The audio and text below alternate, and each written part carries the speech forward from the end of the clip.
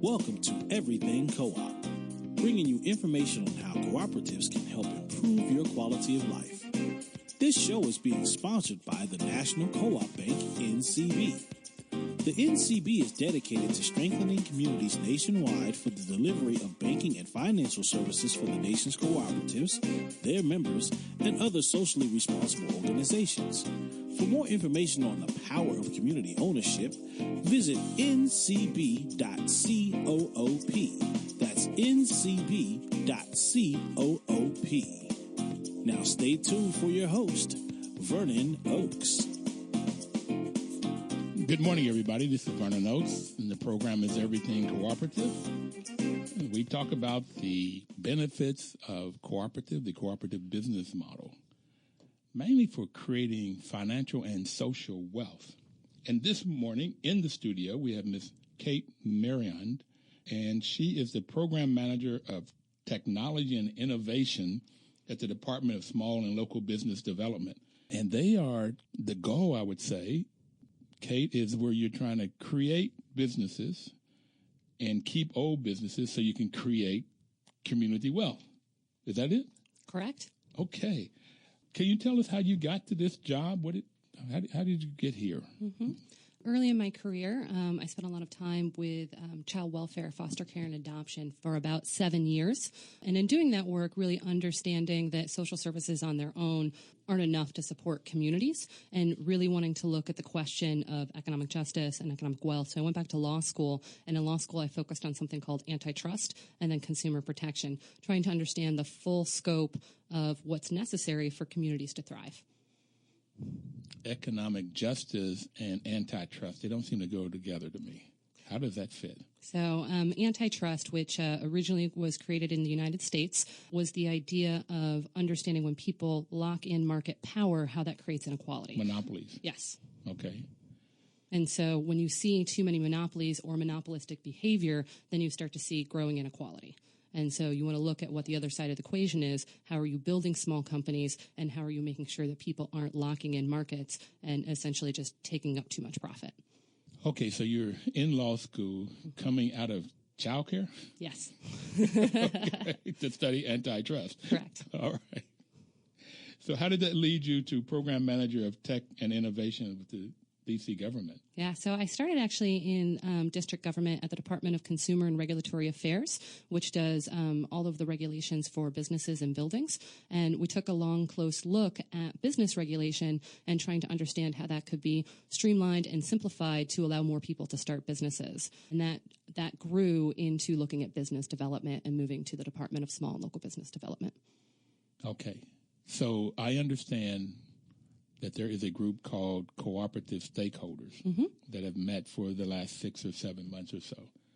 How did that form? So the Deputy Mayor for Planning and Economic Development in D.C. released a new economic strategy this March. And as they were building the strategy over the fall, they held a lot of one-time stakeholder meetings trying to understand what were the activities and what were the needs for the full economy.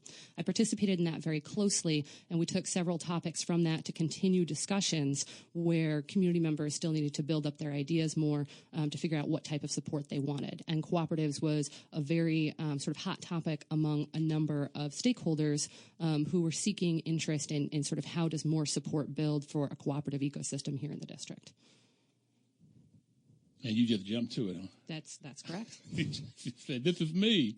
So we do stakeholders in a number of different groups, and it started actually with a very different program, or perhaps a related program. The first program that I worked at DSLBD is the Aspire to Entrepreneurship program. And in that, we were looking at supporting returning citizens, individuals with a criminal record, into opening their own businesses using entrepreneurship as empowerment. And as we built that program, it was very important for that to be stakeholder-led and stakeholder-driven. And we had a very active and supportive stakeholder group there, and we saw the power of community coming together. So both to inform what government is doing, but also to create additional solutions through that networking and by being convened. And so we took the stakeholder model and we've moved that into cooperatives. We're moving that into disability support for disabled business owners. We've moved that into a number of other topics.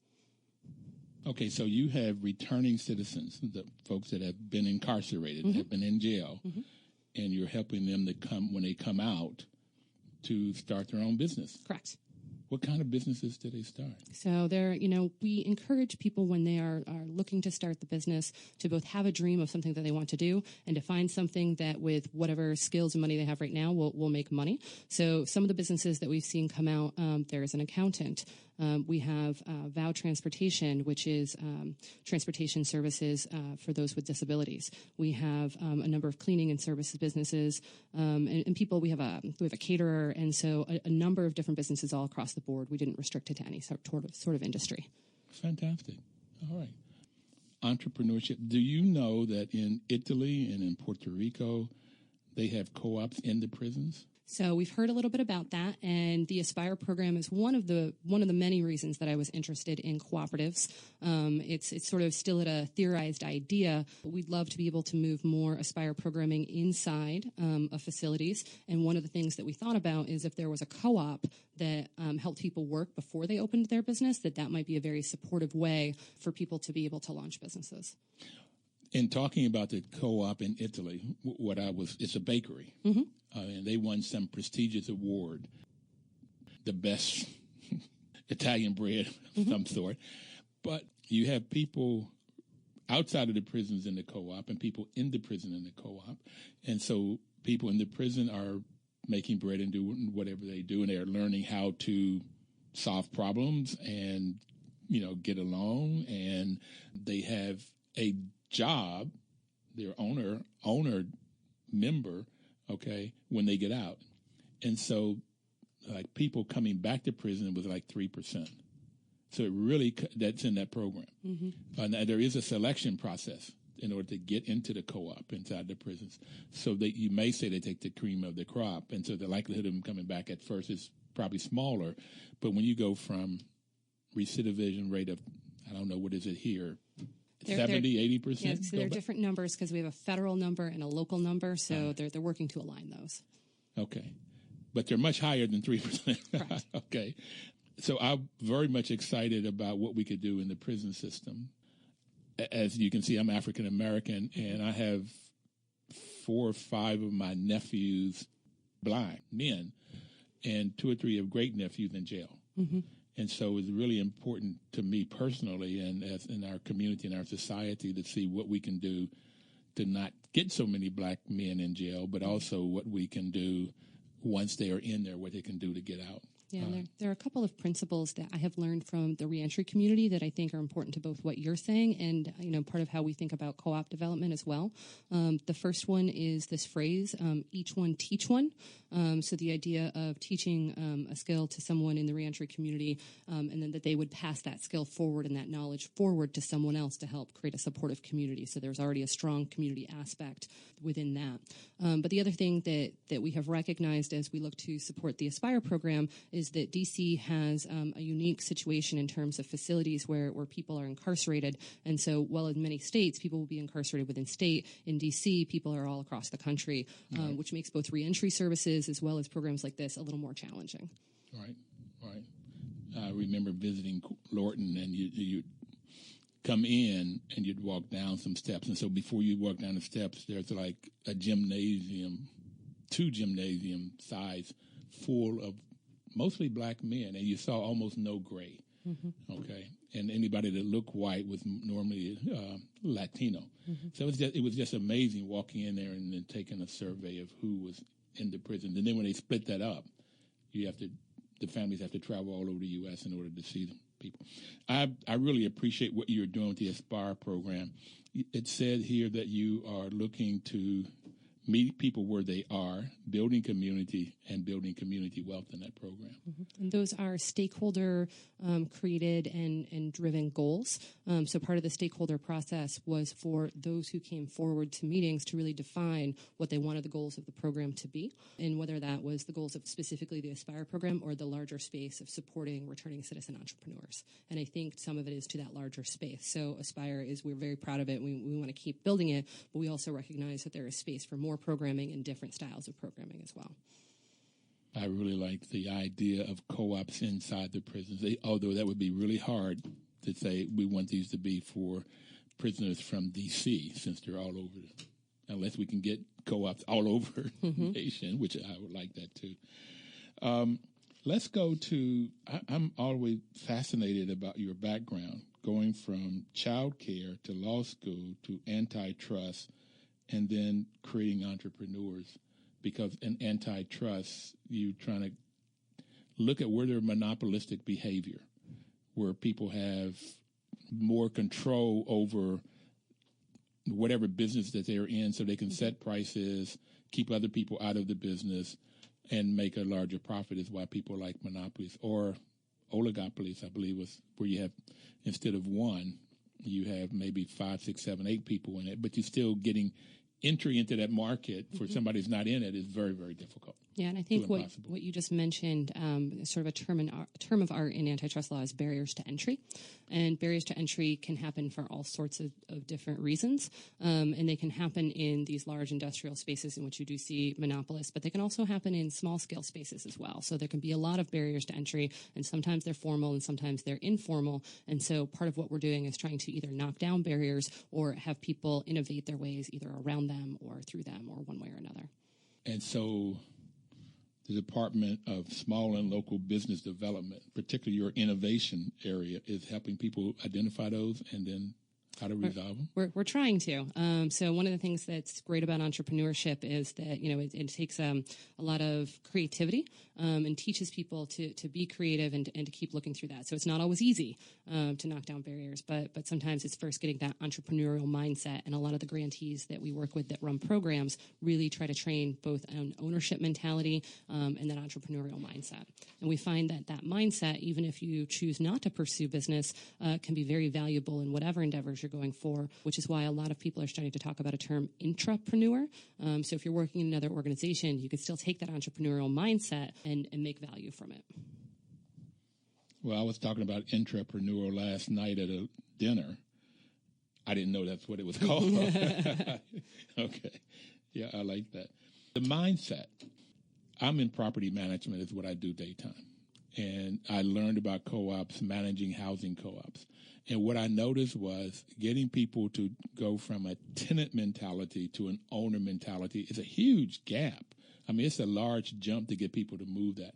But once you get people to move there, the housing co-op functions so much better. Once that they are owners, they know they're owners. How do you get this entrepreneur mindset to work? I mean, I think it happens a lot of different ways, but for most people, they catch the bug. And they catch the bug for different reasons. Sometimes they want to be their own boss. Sometimes they're not finding options within the labor market. And a lot of times it's through dreams. They have a dream of something that they want to do, and they know that the only way that they're going to be able to pursue that dream is pursuing it on their own. And so they need to carve their own path. And so it's a very positive space. Well, we're going to come back and talk about the dreams. We're going to take our first break now, Kate, so we'll be right back.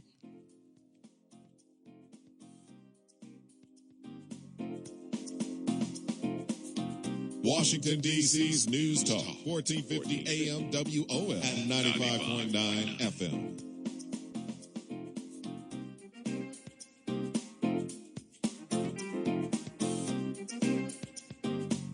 Welcome back, everybody. This is Vernon Oakes. The program is Everything Cooperative. And this morning in studio with us is Kate Mereand. And we're talking about creating co-ops in the district. And the district government is pursuing this through the Department of Small and Local Business Development. And we were talking about dreams before we went off and what would cause people to become an entrepreneur. The entrepreneur is really taking a risk, starting a business. Catch the bug. For me, it was wanting to make money. I mean, it's real. And that was my dream, to live in the house and have the car and the clothes and be able to take vacations. And some sense of having to control your own time. Although I found out that in the entrepreneur world, you don't control your time either. Your clients control your time. The bank controls your time. IRS controls your time. So there's a lot of different people to control your time. So we have Patricia on the line. Good morning, Patricia. Good morning. How are you? I'm doing pretty good. I would like to know your hostess name and the phone number where I can contact her later. You want her name and her phone number where she can contact you later? Okay. Yeah, so I can contact her later. Okay. Fantastic. You can call the Department of Small and Local Business Development at, I'm going to get this number right, it's 202-727-3900. Just a second, don't talk to her. 727-3900. And what I ask for? You can ask to speak with Kate. Kate. Okay. Now, it's for the young people who are just coming from getting out of prison. Yes, she helps people coming out of prison. They try to get to them as soon as they can. 721-5400. 727 okay. 3900. Okay, ask for Kate. Yes. Kate. 72 CATE. Kate. 727-3900. That's correct, Patricia. This is a wonderful program. Thank you. Thank you for calling. Thank you. Mm-hmm. So changing that attitude is critical. It's absolutely, totally critical. My company is Oaks Management, property management company, and we've been working for the last year and a half to make that into a worker-owned cooperative. And getting people to understand employees, going from an employee to an owner, and the additional responsibility of not only doing your job, but also managing the company. We tried it 4 or 5 years ago, and employees decided no, because nobody went up to say, I will be the boss, the head person, so this time it's been more like, how do you do consensus management? And it's just been really, really interesting. I've learned a lot because I've gotten to the place where I end up making decisions and people would come to me and say, what are we going to do? And now it is, I'll go back, well, what do we want to do? I throw it back. But it's been hard for me to make that change also. But it's very, very interesting, this attitude piece. What are some of the kinds of cooperative business particularly are you helping to form? So, I mean, this is all community driven. So when individuals come forward looking for support, and they may get support from us or they may get support from other community members who are interested in cooperatives. Some of the ones that we have seen lately are daycare cooperatives. Looking at how the daycare workers are potentially owning the entire daycare. There is interest in building a food cooperative of various sorts in Ward 7 or Ward 8. And there may be some support from the city coming for that in the next fiscal year. We're waiting to hear more about that. There is a tech cooperative that is forming. Even in our stakeholder meetings, because we open it up to all forms of co-ops, housing co-ops have come forward saying that they want to look at what the ecosystem is that supports them. And we know that there's already recently there's a new cooperative called Tight Shift Laboring. So that's I believe that's different types of grass cutting and other types of handyman activity. And I believe that Tight Shift is entirely returning citizens. Well, Tight Shift I've been using for cleaning. They do cleaning services, lawn services. I'm not sure what all they're doing, but I know we're using them for one property to clean that property, and so far it's quite good. We had some issues in the beginning, but what I liked about them is that we just talked about those issues and resolved them. Mainly timing when people come and how to coordinate that with the property and so forth. So, I do think, though, it's interesting as I have learned more about co-ops. Growing up, I knew a lot about agricultural co-ops, which tended to be small businesses coming together to purchase things at economies of scale. But there are a lot of different forms of co-ops. So there are housing co-ops and worker co-ops and business co-ops. And one of the things that we've been curious about is whether or not business co-ops, either for nonprofits or for-profits, can help create economies of scale for very small businesses that may be struggling with some of their overhead costs. All right, let me stop here and talk at least the definition I have formed for co-ops. Based on whoever owns and controls the business is what type of co-op it is. If it's owned and controlled by the employees, then it's called a worker cooperative. And what I got when you said a daycare co-op and the workers want to own it, then that would be a worker cooperative.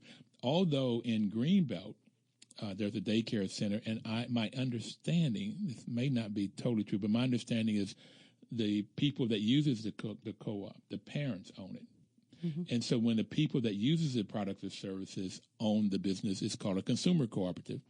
And so food co-ops are an example of consumer co-ops, although they could be owned by the employees, and it's worker cooperative. And there's one I was introduced to in the state of Washington that's both.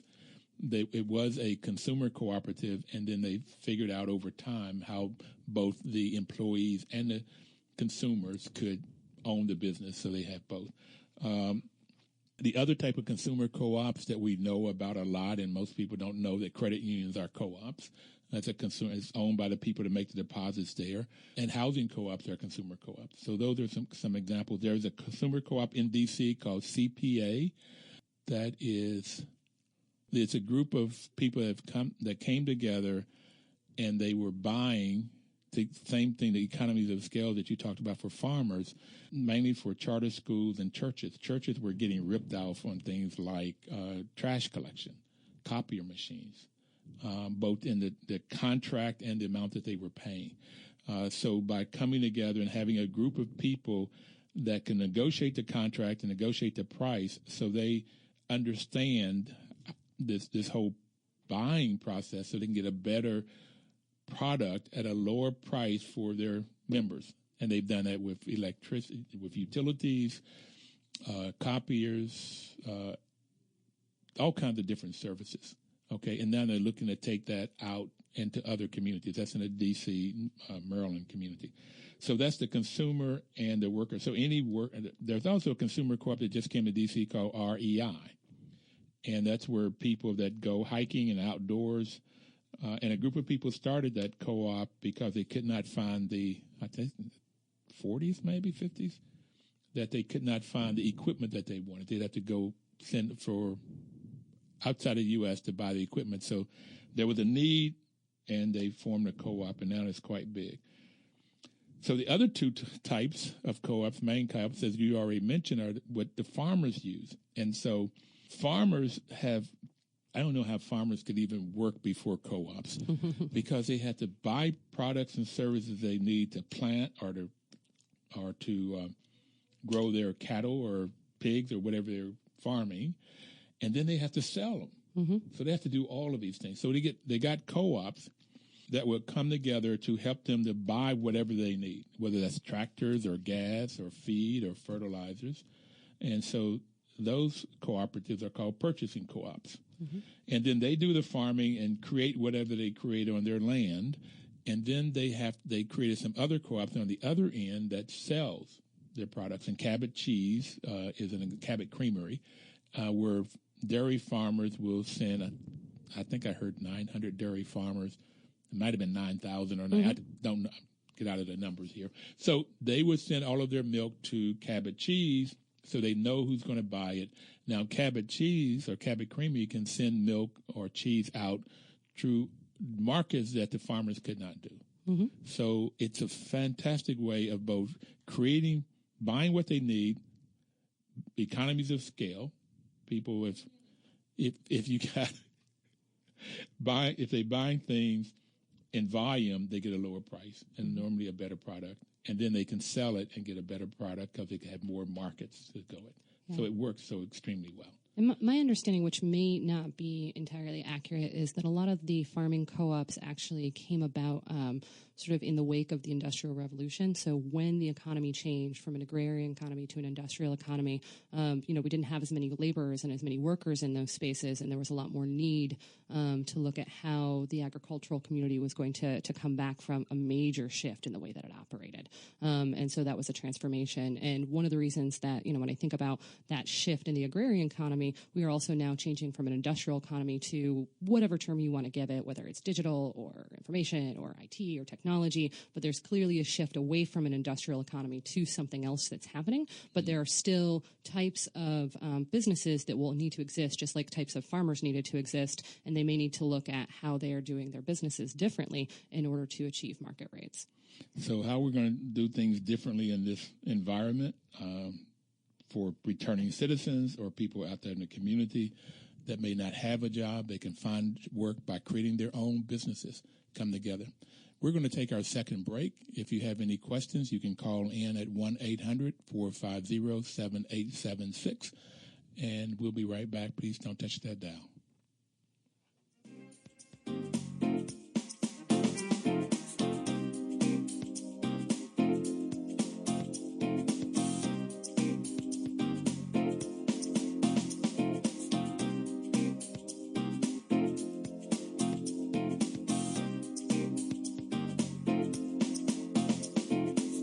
Washington, D.C.'s News Talk, 1450 AM WOL and 95.9 FM. This is Vernon Oakes. Welcome back. We are talking about creating co-ops in Washington, D.C., creating businesses, entrepreneurship, jobs, businesses, wealth.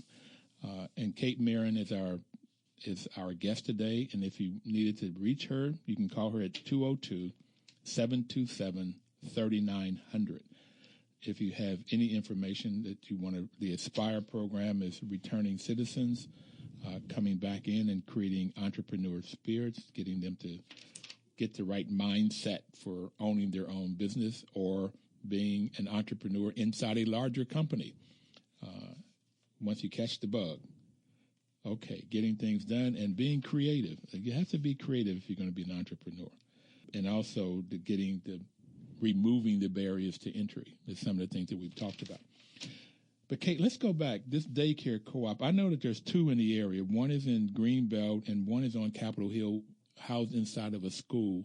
And I've tried to get them on a program, but unsuccessfully. How would this daycare co-op work, or what are they envisioning? So, and it's interesting because I'm not familiar with the one on Capitol Hill. We haven't connected yet, but there is a forming daycare cooperative near Logan Circle that has, it came out of a housing cooperative, and it has a lot of grant support that's coming in. And many of these women who are looking to start the daycare cooperative are ESL, so they are Spanish language speakers. And so they're getting support with translation, they're getting support with organizing. So a number of different groups have come in to help support what the creation of the co-op would look like, including the UDC Law School for legal resources and other spaces. Do you know who's working at the UDC Law School, who they're working with? So it's the clinic, and I believe that is either Dean or Professor Louise Howells. Louise House is the name I was looking for because I've worked with her before. She's quite good. And you know, the question of legal resources, given that I have a legal background, has been one that we've been very interested in finding out more information about, because we have not found a lot of lawyers who support cooperative development or have that skill set. I think they may be here in the district. We just haven't found them yet. But that's clearly an important element of creating cooperatives.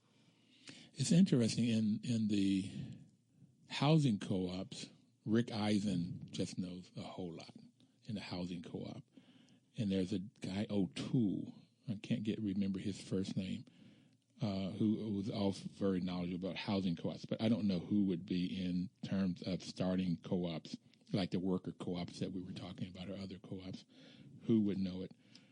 Louis House, it seemed like would be a good person to start with, and UDC. Okay, that's the daycare center. It's starting out of a housing co-op, so that gets to the sixth principle, cooperation among co-ops, where you're in one co-op and then you start another one. In Logan Circle, okay, that's high rent district now too. What about the food co-op? So we understand that there is a group, I believe it is in historic Anacostia, that has been working for a couple of years to start a food co-op, hopefully a grocery store. And they're doing organizing efforts right now, and they're very active in the stakeholder group. But I think with their volunteer organizers right now, they're just at the space of marketing. And I think one of the challenges that many of the stakeholders bring forward is that not a lot of people know what co-ops are, or they only think of housing co-ops. And so they're looking for places to just expose people to the co-op idea, so that they can help then have people buy into building out a co-op. I've had Damian Bascom on the show. He's a great young man, a lot of energy, a lot of enthusiasm. And he's helping to create this community grocery co-op. And if you would like to get information, they have monthly meetings every second Saturday. You could go on their website, communitygrocerycoop@gmail.com. And their telephone number is 202-567-7498. You could become a member. You can join the board, become a volunteer, help spread the word. There was a co-op in North Carolina, I think Greensboro, North Carolina. It took them 4 years, a food co-op, to get started. The Renaissance Cooperative. So it takes time to get people to understand what a co-op is, to understand how much the buy-in, the second principle is of co-ops is you put money in. There's the economic piece. You put money in, and you can also, when there's a profit, you can get money out in terms of dividends. So I'm not sure what the buy-in here. In Renaissance, it was $100. And I think they got about 1,000 people involved. And then they got the city to help put up some money or guarantee loans for them. And they've opened up. I want to get down there to look at their co-op. A Piggly Wiggly left the community. And so this warehouse, the grocery store space that I think 10, 12, 15 years, it just sat there. Okay. And then it was a desert. There was no fresh fruits and vegetables. So they created a co-op in there where members are owners. Okay. What about, you said some housing co-ops? Mm-hmm. I know Anita Barnes had a hearing on limited equity co-ops, were affordable housing co-ops, Councilman Anita Barnes, and they're starting a stakeholders meeting for that. I haven't heard about that yet. Okay. To try to figure out, because a lot of the smaller housing co-ops have a very, very hard time with management. They 4 units, 10 units really cannot afford management companies, and too often, and then they don't know how to manage it. And if you get 1 or 2 people that don't pay, they don't work. So just trying to get them the help that they need so they can survive. And it creates a nice living space and very affordable living. I think that's it's why it's interesting to see the housing co-ops come forward to the stakeholders group, because in the stakeholders group, they're really looking at, can they start either a peer-to-peer network, or can they start some sort of co-op development center, trying to understand where is the best space and where can they start to build up centralized resources for cooperatives in the district.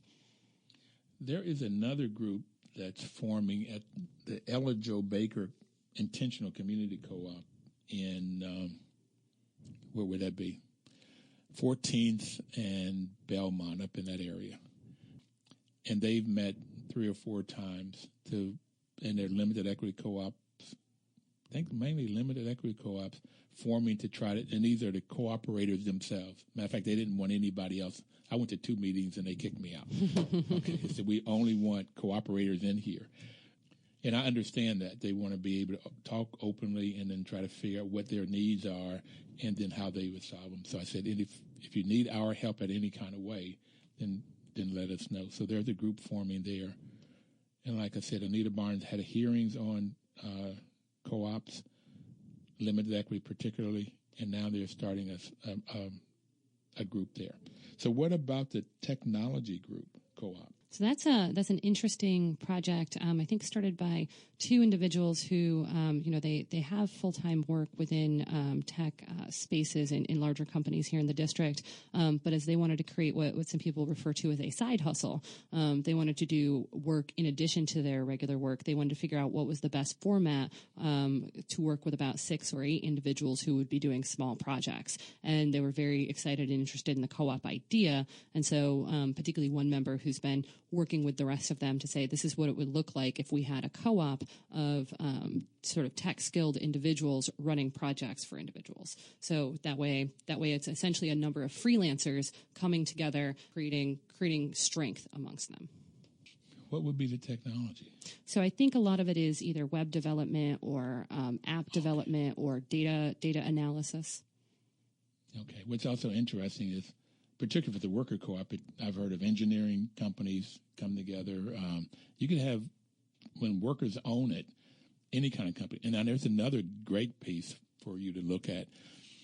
I went to a conference in Cincinnati 3 years ago now, 2 or 3 years ago, out of a group called One Worker, One Vote, cooperatives. But they're looking at, there's a lot of, what are we called?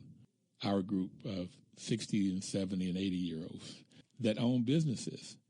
And one way to sell their business is to sell it to the employees. And they form a co-op. Mm-hmm.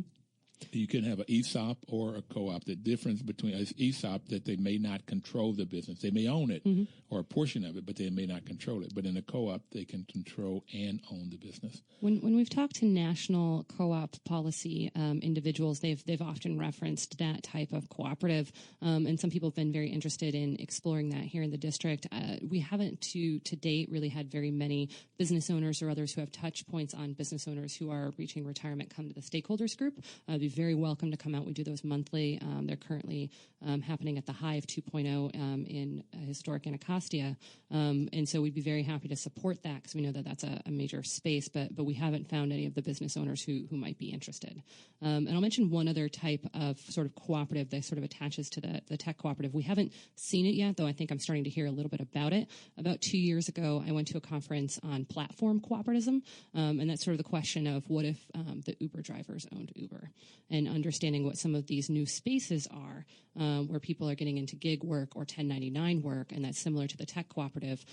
Why do you necessarily need someone who's taking profit if you could put that profit across all the people who are doing the work? You don't need that much from the centralized space, or that's the theory.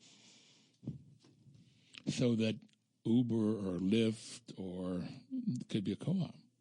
So that was the theory. And there are a number of different types of gig economy work that could come forward for that. Okay. Now, you said quickly where you're meeting. Can you go back to where you're meeting? Yeah, so it's going to be at the Hive 2.0. That's at 1231 Good Hope Road in historic Anacostia, so that's southeast. We'll be doing that on Friday, July 28th from 1 to 3:30 p.m. There are Eventbrite listings on it, and I believe that the Hive is also cross-listing that. Friday, July 28th from what time? 1 to 3:30. Okay, July 28th from 1 to 3:30 at 1230 Good Hope Road Southeast. Correct. It's called the Hive.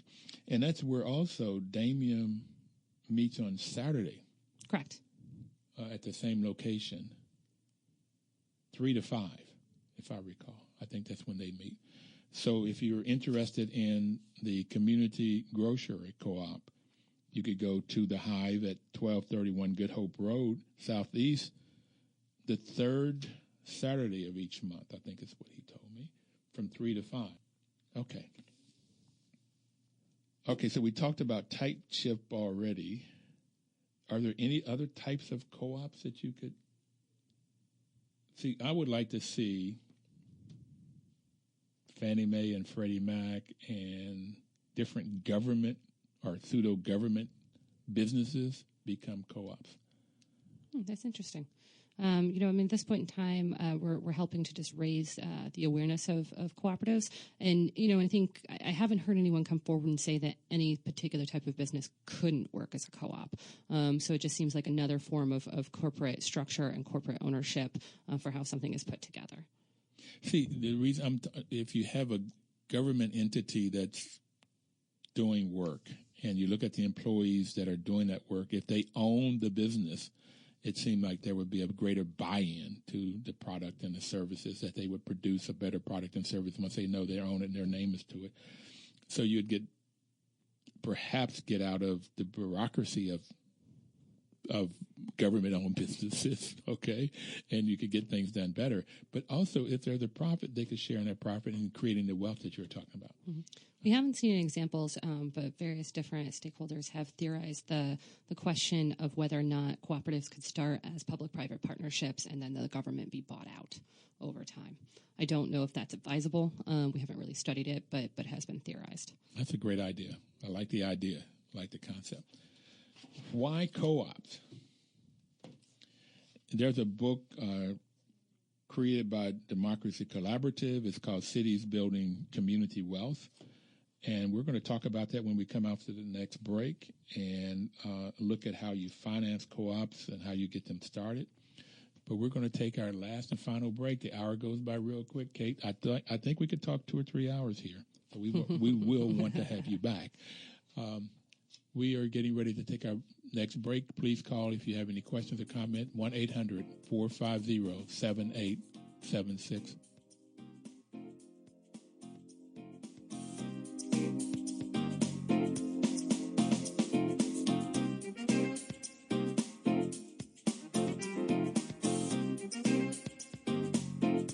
Washington, D.C.'s News Talk, 1450 AM WOF and 95.9 FM.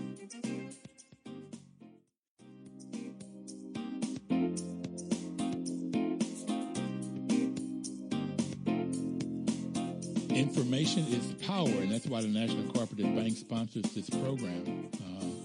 NCB's mission is to support and be an advocate for America's cooperatives and their members, especially in low-income communities, by providing innovative financial and related services. And they do a great job. If you have need for a loan, you could contact NCB at ncb.coop. So, Kate is in studio with us today from the D.C. government. And you know, Kate, New York has put in their budget last year $2.5 million to create worker-owned cooperatives, and this year is $2.6 million. And the city of Madison, Wisconsin, put $1 million a year for 5 years in their budget to create co-ops. And I would really like to see the district do something like that. I got a big smile from her. I think she's in agreement.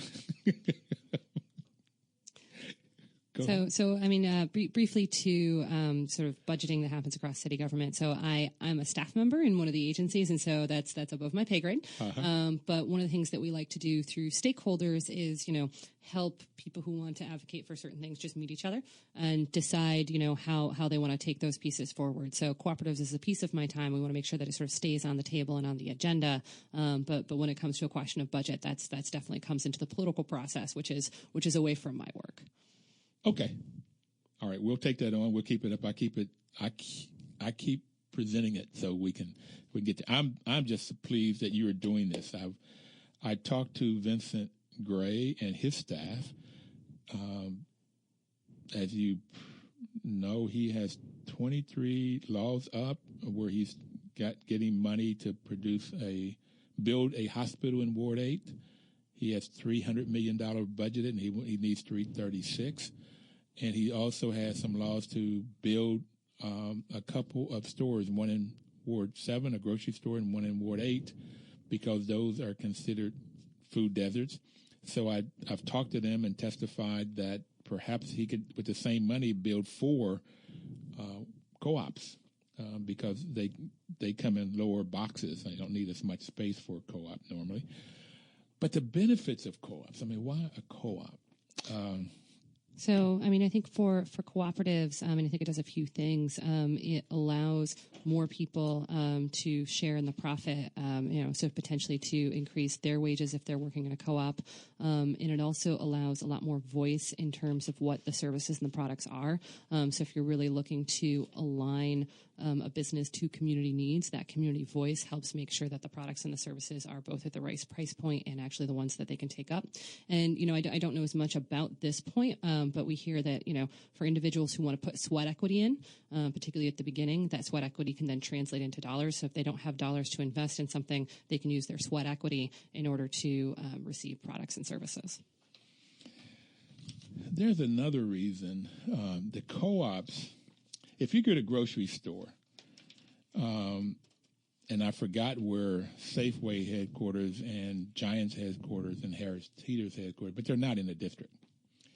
And if you had a co-op, the people that live in the district own and operate that co-op, so the money stays inside the district. And it may turn 6, 7, 8 times inside the district, where when you go and buy at one of these other stores, the profit goes right out. Mm-hmm.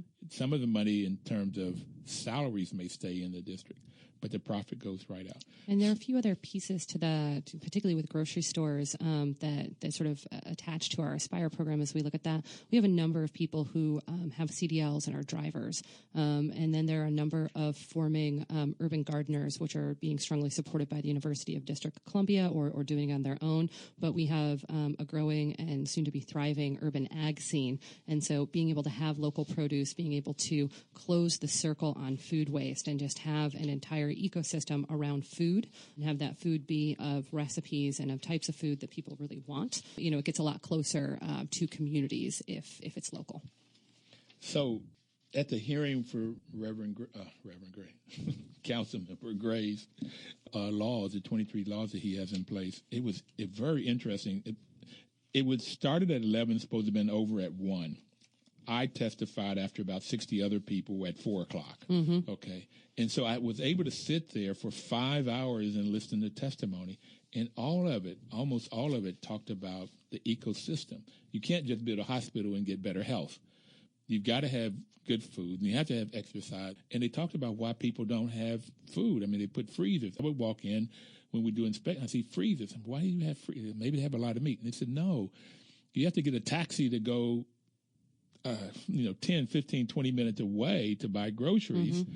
And so that's expensive. And so they'll buy a lot and then freeze it so they'll have it. Mm-hmm. I never thought about that. And so all of the problems when you don't have grocery stores local. So it was absolutely amazing. So we had 4 reasons: money, create wealth; voice, and I call that social wealth. You learn how to talk and solve problems inside the community, and learn how to talk to politicians and police officers. You get sweat equity, turn into dollars, and you build community. There was a lady on the program, I think you would like this, Kate, a lady from the UK who was the president of the International Cooperative Alliance, and she said co-ops bring people out of poverty with dignity. Mm-hmm. And I really, really like that. I've had a lot of sayings on this program, but that was the one that I like best. And I think maybe some of that has to do with the question of risk when we were talking about entrepreneurship in an earlier segment.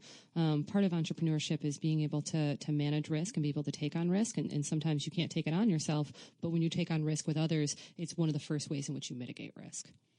So in this book, I started talking about cities building community wealth. They talk about Christina, an immigrant from Mexico who lives in New York, has a couple children, and she was cleaning houses. And kind of like as a maid making $7 an hour. They created a co-op, and her hourly wage went from $7 to $20. And so that's what I would like to see. Now, when I've talked about this, I'll get people say, that doesn't happen all the time. Okay, I got that. Mm-hmm. But if it happened one time for this one family. So what Christina did, what they talk about here is she worked less hours so she could have time with her family. Mm-hmm. Okay. And I thought it gave her the opportunity to have that balance of family. I don't know if she was working 50 or 60 hours a week and then she cut it back to 30 or 40, but you can do a lot when you triple your income. Mm-hmm. Okay. And I don't know Christina's story, but we do know that there are a lot of people who are engaged in self-entrepreneurship who may be in the informal economy. They may not have licensed businesses, and it's a lot harder to seek assistance, whether it's financial assistance through a loan, whether it's through marketing and business development assistance through the city. And so cooperatives are a way for people to first get into the licensed economy for self-employment and for small businesses as well. And so it is, that helps people learn just the legal landscape of how do you go about following all the compliance with a lot of different laws as it's mm-hmm. coming in, because that can be built into the cooperative. And so that may be one of the elements, if not in Christina's story, then in stories that are similar to hers. Well, what is so interesting, if we could go fairly often, 50% of the time, where you could raise people's job rate from 7 to 20. I like that better than going to the minimum wage to 15. And the reason raising the minimum wage, my sense of it is that all the products and services will raise, so you can get inflation mm-hmm. when you raise the minimum wage. In this way, one of the reasons that this is able to go so high is they take the administration and management out of the middle with their profit motive, and they share that. Now, she could also be cleaning the houses, but she also perhaps has to have some time to help manage the business, mm-hmm. which gives them that ability to raise that money. And potentially to market their services to a broader audience, because she's not marketing just her services, they are marketing the services of the co-op. And so they're able to get a wider spread. I like that. Now, the research I did about food co-ops is they only have a dollar spread. There's $1 more that the workers in a food co-op get over and above what in a grocery store person makes. But there was also 10 to 15% of the people in the food co-op had health benefits, mm-hmm. more than in a grocery store. Yeah, and they have access to the food that is in the store. Right. Yeah, margins on food businesses all across are very tight, and so it's an ever rising efficiency game in terms of food. But there are different ways to find efficiency. So at the large scale, when someone is looking for efficiency, they may be cutting middlemen out and doing other questions like that. But efficiency at a small scale level may be how do you make the most of food that may go to waste otherwise. Do you like what you're doing? Yes, I love it. Why? Because, having grown up in rural America, which was struggling, and really thinking about, how do communities come together and sort of build for themselves was something that I took there. And when I came to DC many years ago, really thinking about how those same principles are exactly the same, whether you're in a rural or an urban context. It's the same. We only have a minute or so left. What message would you like to leave people with it? I think co-ops are a fantastic and interesting way to think about getting into entrepreneurship. But whether it's through intrapreneurship, entrepreneurship, cooperatives, really looking towards the future and where is community wealth built, just starting to think about what that looks like and how you want to build that in your community. So however you want to build it, you could contact Kate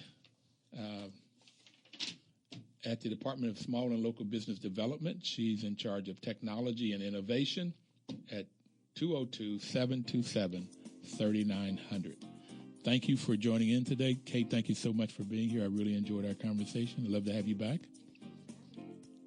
And you all have a great week. Live cooperatively.